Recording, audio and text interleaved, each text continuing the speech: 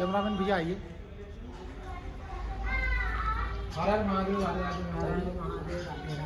अच्छा, आप दीपक भैया के माता जी हैं? हाँ। अच्छा, तो भैया कहाँ मिलेंगे हमको अभी? घर में अंदर। अंदर है? हाँ। अच्छा, क्या मैं उनसे मिल सकता हूँ? हाँ मिल सकते हैं। अच्छा, राधे राधे महादेव। अंदर ही चले जाओ। हाँ चले जाओ अंदर।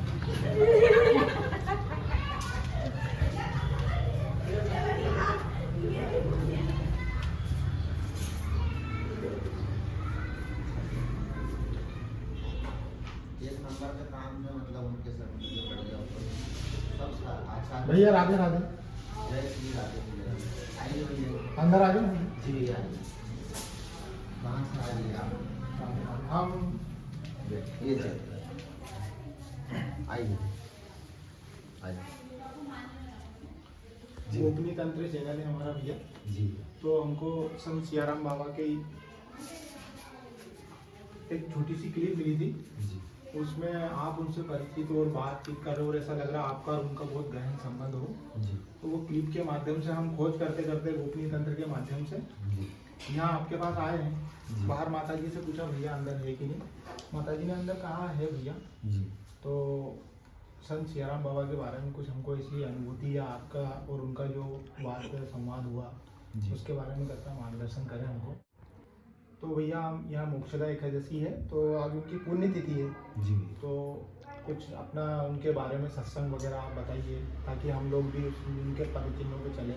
जी। सब कृपा करके हमको बताइए आप। भैया आप कहाँ से आए थे भैया? हम भैया हमारा चैनल है यूट्यूब पे, जी।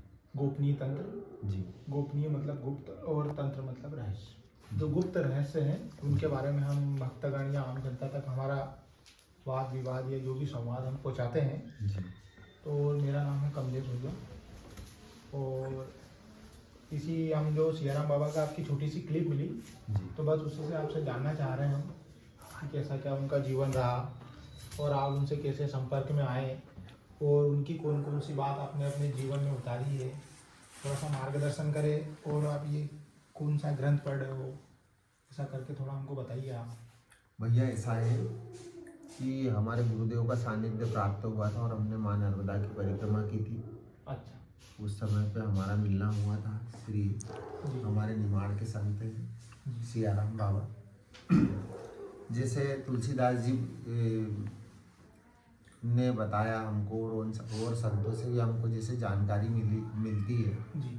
कि जैसे जो अपन भजन करते हैं अपनी माला में 108 मोती होते हैं, उनके जिस प्रकार से उस 108 की जो माला होती है अपनी भजन करने की, उसमें जिस प्रकार से सुमेरु होते हैं, वैसे ही ऐसी एक भक्तमाल ग्रंथ की रचना की श्री नावालाल गोस्वामी जी ने। फिर उनका अनुवाद किया श्री प्रियादास जी महाराज ने। और जैसे 108 में सुमेरु के रूप में तुलसीदास जी पूजे जाते हैं भैया, वैसे ही इस निमाड़ की जो धरा होती है, जैसे ब्रज क्षेत्र एक अपने आप में महत्व रखता है भैया, वैसे ही निमाड़ क्षेत्र भी एक बहुत मतलब इतना साधकों के लिए एक वरदान के रूप में हमारे बीच में या हमारे इस धराधाम पे उपलब्ध है। जो ज्ञान मार्गी संत के द्वारा एक सिंगाजी संप्रदाय है, हमारे सिंगाजी महाराज के द्वारा ऐसा संप्रदाय है भैया कि उनके सुमेरु रहे हैं, मतलब सियाराम बाबा। और बहुत विलक्षण साधना थी भैया उनकी, और बहुत विलक्षण संत थे। और हमारे जैसे जो अज्ञानी और जो धर्म को नहीं जानते थे, जिन्होंने कभी साधन भजन को नहीं जाना, उनसे प्रेरणा लेनी चाहिए हम जैसे गृहस्थों को कि कैसे हम परिवार में रह के, कैसे हम हमारे घर परिवार का संचालन करके, संसार का संचालन करके, अपने बच्चों का निर्वाह करके अपन उस परम तत्व के तक कैसे पहुंच पाए। इसकी बहुत एक विलक्षणता थी सियाराम बाबा में, और बहुत पहुँचे हुए संत थे भैया। और हम हमारे गुरुदेव के सानिध्य में एक समय हमने परिक्रमा की थी माँ नर्मदा की। तो भैया उस समय पे उनसे कुछ सत्संग मिल पाया था हमको, हमारी उनसे स्वयं चर्चा हुई थी भैया। और हमने कुछ प्रश्न भी किए थे उनसे उस समय पे। तो ऐसी भैया हमारी उनसे सत्संग चर्चा है जो क्लिप ने आपने देखी है जी। और बहुत पहुँचे हुए संत थे भैया। और सभी गृहस्थों को भैया मैं जहाँ तक समझता हूँ कि उनके बताए हुए शब्दों का निर्वाह करना चाहिए जी और उस परम तत्व पहुंचने की कोशिश करनी चाहिए उन लोगों को। जी भैया, आपसे उनका जब सत्संग हुआ जी भैया। तो कौन सी ऐसी एक जो बात रही जिसने आपके जीवन में मतलब परिवर्तन ला दिया, या आपको बहुत अच्छी लगी और आपने अपने जीवन में उस चीज़ को उतार लिए? देखिए कमलेश भैया, होता क्या है कि एक अपने मन में एक ललक पैदा होती है कि यार इस संसार में हम आए हैं जी तो हम कैसे अपने परिवार को चला रहे हैं, क्यों आए हैं हम, हमारा क्यों जन्म हुआ है, हमारा क्या उद्देश्य होना चाहिए, हमारा क्या लक्ष्य होना चाहिए।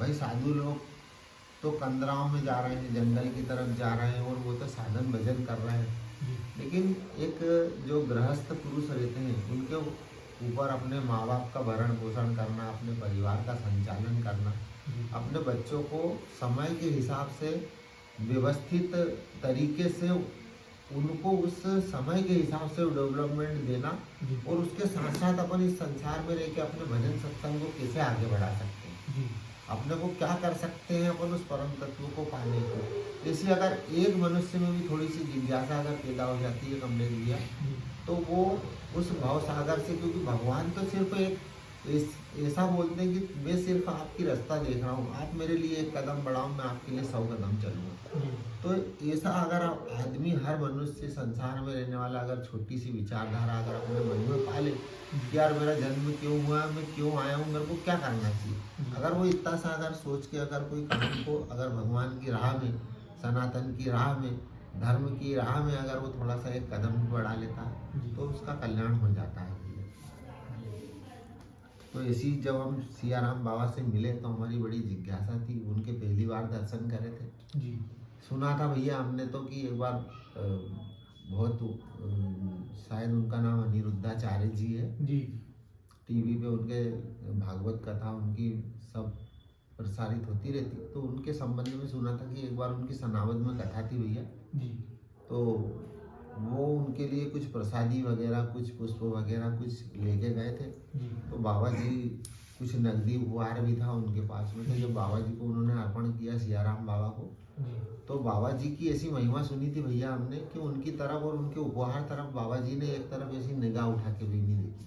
अरे लेकिन हमारा ऐसा सौभाग्य रहा भैया कि जब हमारे गुरु जी के सानिध्य में हमने माँ नर्मदा की परिक्रमा की थी जी भैया, कुछ ऐसा भगवान की कृपा हुई, हमारे गुरु महाराज की कृपा हुई, कुछ सत्संग भैया जो क्लिप आपने देखी है, जी तो ऐसी भैया उनसे चर्चा हुई थी थोड़ी सी, मतलब शास्त्र के संबंध में कैसे जीवन जीना चाहिए, क्या करना चाहिए साधन वगैरह, जी तो ऐसी कृपा रही भैया उनकी हमारे ऊपर।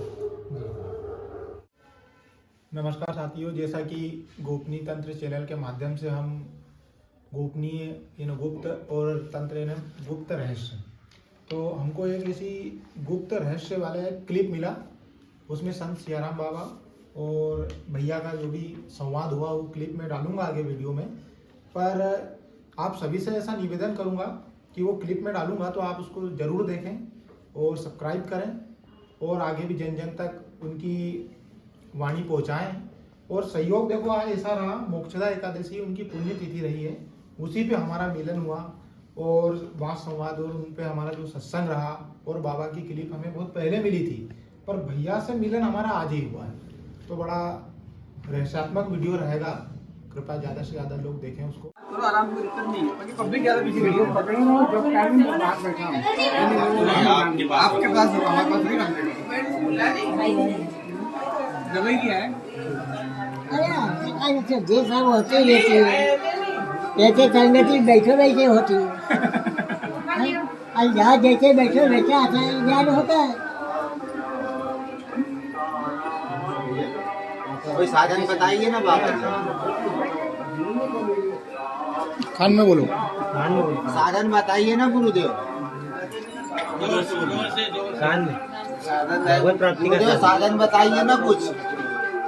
साधन ऐसे नहीं होता है, कष्टान ऐसे नहीं होता है, वो तो संगति का असर पड़ता है।